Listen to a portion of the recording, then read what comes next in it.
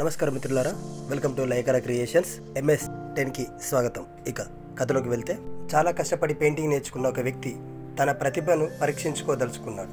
దానికోసం తను 2 రోజులు కష్టపడి ఒక పెయింటింగ్ వేసి చాలా రద్దీగా ఉండే ప్రదేశంలో దాన్ని అమర్చి దాని కింద నోట్ ఈ విధంగా రాశాడు: ఇది నేను వేసిన మొట్టమొదటి పెయింటింగ్. దీనిలో ఏమైనా లోపాలు ఉంటే ఉన్న చోట కింద ఉన్న మార్కర్తో ఇంటూ గుర్తు పెట్టగలరు అని అక్కడ అమర్చి వెళ్ళిపోయాడు.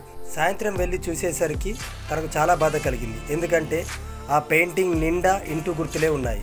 ఎంతో దిగులు చెంది చాలా బాధతో తనకు పెయింటింగ్ నేర్పిన గురువు దగ్గర ఆ పెయింటింగ్ పట్టుకొని వెళ్ళాడు.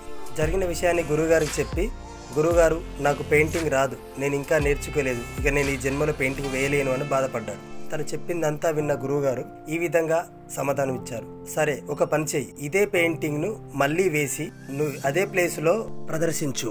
దాని కింద నోట్ ఈ విధంగా రాయు: ఇది నేను వేసిన మొట్టమొదటి పెయింటింగ్, దీనిలో ఏమైనా లోపాలు ఉంటే సరిచేయగలరు అని రాసి కింద బ్రష్, ఆ కలర్స్ డబ్బాలు పెట్టి ఈసారి పరీక్షించి చూడు అని అంటారు. యథావిధిగా గురువుగారు చెప్పిన విధంగా ఆ పెయింటర్ అలా చేశాడు. ఎప్పట్లాగే సాయంత్రం చూసేసరికి తను ఆశ్చర్యపోయాడు.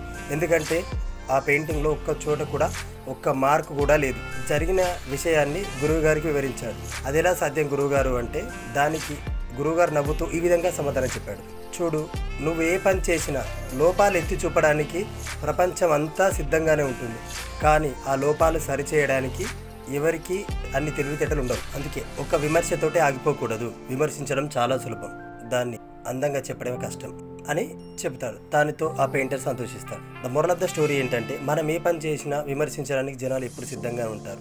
వాళ్ళ గురించి ఆలోచిస్తే మనం ముందుకెళ్ళలేం. Thanks for watching.